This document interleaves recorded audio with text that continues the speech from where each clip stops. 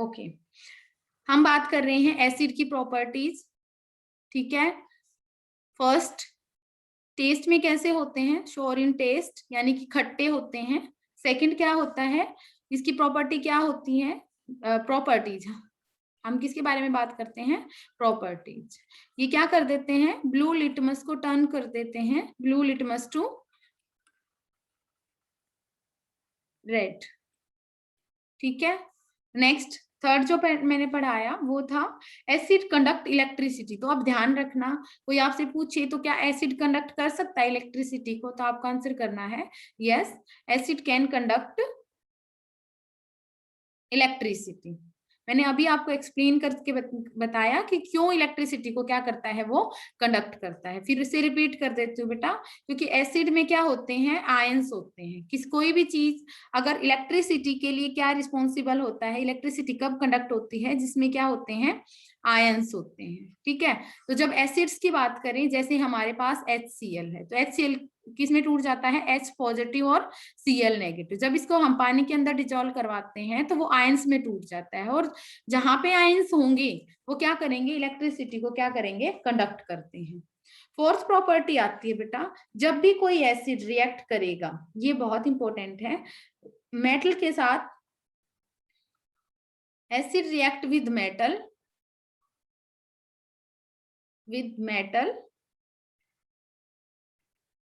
To give hydrogen gas. ये important है बेटा, H2 गैस। जब भी कोई मेटल के, मैंने क्या बोला, जब भी कोई मेटल एसिड के साथ रिएक्ट करेगी, या फिर आप उसको उल्टा बोल सकते हो कि एसिड रिएक्ट करता है किसके साथ, मेटल के साथ, तो उसे क्या बनता है, उसके कॉरस्पॉन्डिंग सॉल्ट बनेगा और हाइड्रोजन गैस बनेगी।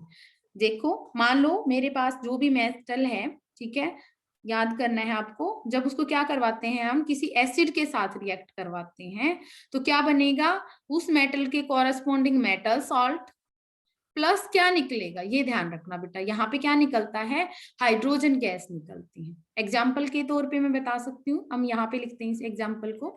जैसे अगर मैंने क्या ले लिया, जिंक ले लिया, ठीक है, और मैंने उसको किसके साथ रिएक्ट करवा दिया, मैंने H2SO4 के साथ रिएक्ट करवा दिया। अब आपको ध्यान होना चाहिए कि H2SO4 क्या है बेटा, सल्फ्यूरिक एसिड। कौन सा एसिड है, H2SO4 सल्फ्यूरिक एसिड। तो जब जिंक के ग्रेन्यूल्स को सल्फ्यूरिक एसिड में डालते हैं, ये वाला हम पहले भी कर चुके हैं, अगर आपको ध्यान होगा तो फर्स्ट चैप्टर में यही वाली एक्टिविटी करवाते हैं हम क्या लेते हैं, थोड़ी सी जिंक ग्रेन्यूल्स लेते हैं, ठीक है, और उसके ऊपर क्या डालते हैं, H2SO4 डालते हैं। ये एक्टिविटी हम पहले भी करते हैं, फर्स्ट चैप्टर की फर्स्ट रिएक्शन होती है ये। ठीक है, वहां पे मैंने आपको पढ़ाया था, जब जिंक रिएक्ट करेगा, जब जिंक क्या हो गया, मेटल, H2SO4 क्या हो गया, हमारा एसिड। तो जब जिंक किसके साथ, एसिड के साथ रिएक्ट करेगा, तो क्या बनेगा, हमारा zinc sulphate plus hydrogen gas. ठीक है, तो कोई भी मेटल अगर एसिड के साथ रिएक्ट करती है तो क्या निकलेगी, यहाँ पे ये फॉर श्योर है कि रिएक्शन से हाइड्रोजन, कौन सी गैस, अगर आपसे पूछा जाए कि कौन सी गैस बाहर निकलेगी, तो आप आंसर करोगे वहां से हाइड्रोजन गैस क्या निकलती है, बाहर निकलती है। ठीक है, तो फोर्थ प्रॉपर्टीज हमने पढ़ी, फिफ्थ आती है हमारी, तो फिफ्थ प्रॉपर्टी, फिफ्थ, जब भी कोई एसिड किसके साथ रिएक्ट करता है, कार्बोनेट्स के साथ, ठीक है, तो acid react with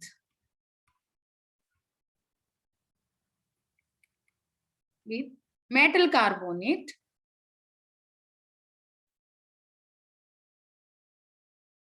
two form, या फिर आप ऐसे बोल सकते हो टू गिव CO2 गैस। अब ध्यान रखना, देखो जैसे मैंने क्या बताया, जब भी कोई एसिड सिर्फ मेटल के साथ रिएक्ट करे, सिर्फ मेटल के साथ रिएक्ट करेगी तो हाइड्रोजन गैस बाहर निकल रही थी, ये हमने पढ़ा था। ठीक है, लेकिन जब भी कोई एसिड किसके साथ रिएक्ट करता है, मेटल के कार्बोनेट के साथ रिएक्ट करता है, तो ये क्या हो जाएगा हमारा, जब भी कोई एसिड रिएक्ट करता है मेटल कार्बोनेट्स के साथ, आप यहाँ पे लिखोगे मेटल कार्बोनेट। तो दो प्रोडक्ट हमें पता होने चाहिए, कौन कौन से हो जाएंगे बेटा, मेटल कार्बोनेट में एक हो जाएगा हमारा मेटल सॉल्ट, ठीक है, वही वाला जैसे हम पढ़ते थे मेटल का उसके कॉरेस्पॉन्डिंग सॉल्ट, तो एक तो बनता है हमारा सॉल्ट, प्लस क्या निकलेगा हमारा वाटर, ये SCO2 प्लस H2, ठीक है, ये हमारे निकलते हैं, यानी कि CO2 निकलेगा और हमारा क्या निकलेगा, H2O निकलेगा। तो ध्यान रखना, जब भी कोई एसिड, कोई भी एसिड, देखो अभी इसको एग्जांपल्स के थ्रू एक्सप्लेन करते हैं हम। जैसे मान लो मैंने क्या ले लिया, कोई एसिड ले लिया, मान लो मैंने HCl ले लिया, ठीक है, और उसको मैंने मेटल के कार्बोनेट में डाल दिया, जैसे सोडियम कार्बोनेट, ठीक है। तो फॉर्मूला कैसे बनाते हैं वो मैंने आपको सिखाया है पहले, ठीक है। तो सोडियम Na2CO3, सोडियम कार्बोनेट, ठीक है। अगर आप K2CO3 डालते तो पोटेशियम कार्बोनेट हो जाता, सिंपल।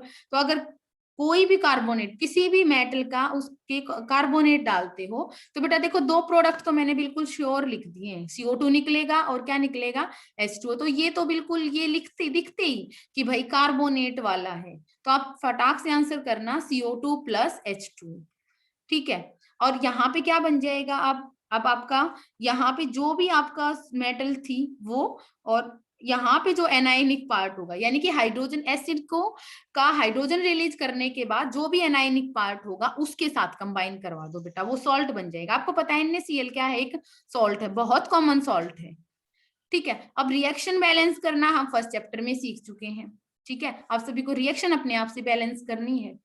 मैं फिर से रिपीट करती हूँ कैसे बनाओगे। जैसे मान लो कोई भी एसिड है, ठीक है, एसिड अगर मान लो मेटल कार्बोनेट के साथ रिएक्ट कर रहा है तो दो प्रोडक्ट तो आंख मीच के लिख दो, एक तो CO2 और एक H2। ये लिखने के बाद ये देखो मेटल कौन सी थी, मेटल जैसे सोडियम थी तो सोडियम, और हाइड्रोजन एसिड का हाइड्रोजन हाइड्रोजन को छोड़ के तब पार्ट देख लो, जो भी एनायनिक पार्ट है उसको जोड़ दो, ठीक है। उससे जो बनेगा वो उसका सॉल्ट हो जाएगा। जैसे मान लो यहाँ पे क्या होता बेटा, H2SO4 होता, इसी के साथ बात करते हैं, और यही वाला एग्जाम्पल होता हमारा Na2CO3।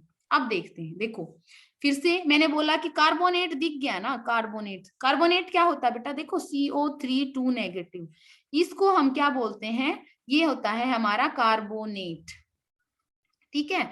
अगर ये कार्बोनेट आयन हो गया ना हमारा ये, ठीक है, अगर ये सोडियम के साथ जुड़ गया यानी कि Na के साथ जुड़ गया तो यहाँ पे इसका नाम हो गया बेटा सोडियम कार्बोनेट, ठीक है। अगर ये पोटेशियम के साथ जुड़ जाता तो पोटेशियम कार्बोनेट हो जाता। तो मैंने अब क्या किया, देखो मैंने क्या किया, सिंपल एसिड लिया और उसको किसके अंदर डाल दिया, मैंने कार्बोनेट के अंदर डाल दिया, यानी कि सोडियम कार्बोनेट। तो आपको क्या बनाना है, सिंपल वही, पहले तो वाटर बना दो, ये दो चीजें लिख दो पहले ही, प्रोडक्ट CO2 प्लस H2O, दो प्रोडक्ट हो गए हमारे। फिर हमारा जो ये वाला पोर्शन बचता है, यानी कि कार्बोनेट के साथ वाला जो मेटल है ना बेटा उसको देखो, और जो एसिड का हाइड्रोजन को रिलीज करने वाला, रिलीज करने के बाद जो पार्ट बचता है उसको देख लो। उन दोनों को क्या करवा दोगे बेटा, आप ऐड करवाओगे तो आपको सॉल्ट मिल जाएगा। यहाँ पे क्या बन जाएगा आपका Na2SO4। फॉर्मूला कैसे बनता है सबको पता है, देखो Na के ऊपर क्या होता है, +1 चार्ज, ठीक है, इसके ऊपर 1 चार्ज होता है, SO4 के ऊपर 2 चार्ज होता है, क्रॉस किया तो फॉर्मूला क्या बन गया आपका Na2SO4। तो कैसे बनाना है, ठीक है। अब इसको आगे करते हैं हम, जैसे मैं और एग्जांपल्स बोलती हूँ। देखो बैलेंसिंग आप सभी को अपने आप से करनी है अपनी नोटबुक्स में, जब आप इसके इनके नोट्स बनाओगे तो आप अपनी नोटबुक में इनको बैलेंस करके लिखोगे, ठीक है। नेक्स्ट करते हैं, मान लो मेरे पास क्या होता है यहाँ पे, मैं मान लो इसी क्वेश्चन को चेंज कर देती हूँ। H2SO4 रख लिया बेटा मैंने, और क्या लिख दिया, अब मैंने पोटेशियम कार्बोनेट डाल दिया। देखो कुछ फर्क नहीं पड़ता, कार्बोनेट होना चाहिए। कार्बोनेट कब बनेगा, किसी भी मेटल आयन के साथ जोड़ दोगे आप, ठीक है। तो वो अब क्या हो गया, जैसे मैंने अभी बताया, इसका नाम क्या हो जाएगा, मेटल का नाम क्या है, पोटेशियम, ठीक है। और CO2 नेगेटिव, ये क्या है बेटा, कार्बोनेट, तो नाम क्या हो जाएगा इसका, पोटेशियम कार्बोनेट। मैंने ये आपको सिखा रखा है, ये क्या होता है हमारा सल्फ्यूरिक एसिड, सल्फ्यूरिक एसिड। फिर से बताते हैं, दो प्रोडक्ट हमें पता है, सिंपल, जब भी कोई एसिड रिएक्ट करेगा मेटल कार्बोनेट के साथ तो ये क्या हो गया हमारा मेटल कार्बोनेट, ठीक है। तो दो प्रोडक्ट तो हमें बिल्कुल अच्छे से पता है, क्या क्या, CO2 प्लस H2। अब बाकी का सॉल्ट कैसे बनाओगे, फिर से वही वाली बात सिखाती हूँ, कार्बोनेट के आगे वाला देख लो, ठीक है, जैसे पोटेशियम। और ये देख लो कि हाइड्रोजन को रिलीज करने के बाद हाइड्रोजन को छोड़ के एसिड में क्या बचता है, जैसे सल्फेट बच गया, तो आप क्या करोगे बेटा, फॉर्मूला क्या हो जाएगा, K2SO4, पोटेशियम सल्फेट। इस तरीके से हमें ये बहुत सारे एग्जांपल्स आएंगे आपके, बहुत सारे, ठीक है। तो ये हो गया हमारा पोटेशियम कार्बोनेट। अब हमने, ये कार्बोनेट था, अब दूसरा आता है इसी के अंदर, यानी कि अब थर्ड हम आपको बताते हैं, फिफ्थ प्रॉपर्टी लिख सकते हो, ठीक है। तो मेटल या फिर एसिड, कोई भी एसिड रिएक्ट विद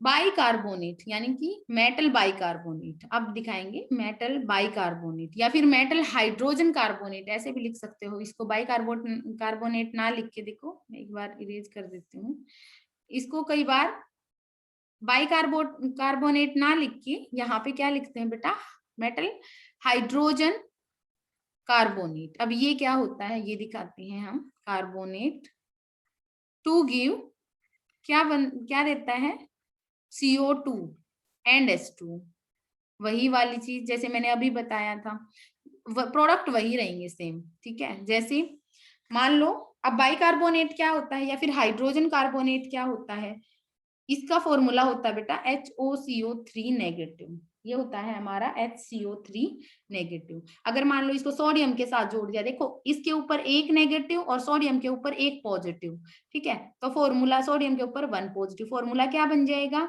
NaHCO3। इसका नाम क्या बोलोगे, सोडियम हाइड्रोजन कार्बोनेट, ठीक है। HCO3 क्या होता है हमारा, हाइड्रोजन कार्बोनेट। तो ध्यान रखना, CO3 2 नेगेटिव, ये क्या है हमारा, कार्बोनेट।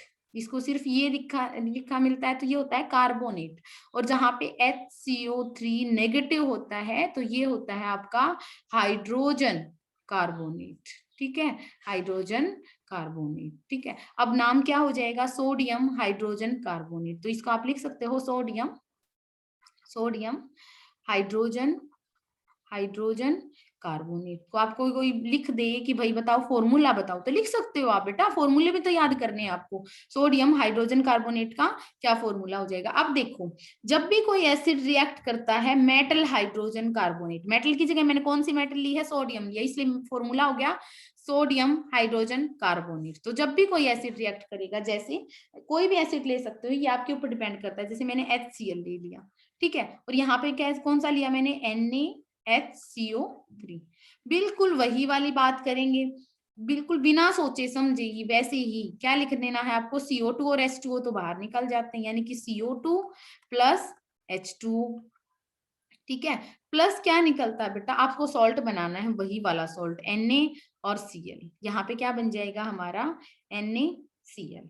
तो प्रोडक्ट वही बनेंगे, लेकिन जब आप इसको बैलेंस करोगे और उसको बैलेंस करोगे ना, तब आपको डिफरेंस, जैसे मान लो मैं यहाँ पे क्या लिख देती, HCl प्लस Na2CO3, तो आपका क्या बनता बेटा, वही वाली बात है। देखो यहाँ पे क्या हुआ, HCl ने सोडियम कार्बोनेट के साथ रिएक्ट किया, यहाँ पे HCl ने सोडियम हाइड्रोजन कार्बोनेट के साथ रिएक्ट किया, product CO2 plus H2O plus क्या हो जाएगा, NaCl।